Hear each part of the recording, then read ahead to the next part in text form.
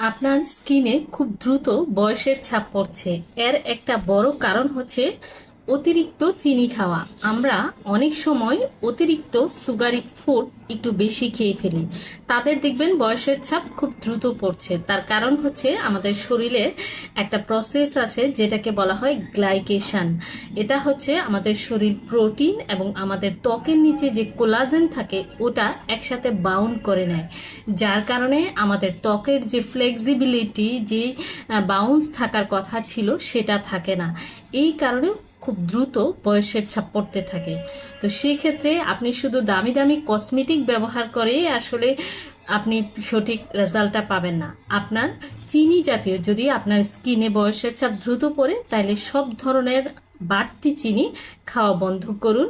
আপনি একটা সময় দেখবেন ভিতর থেকে আপনার স্কিনের যে ফ্লেক্সিবিলিটি সেটা বৃদ্ধি পেয়েছে।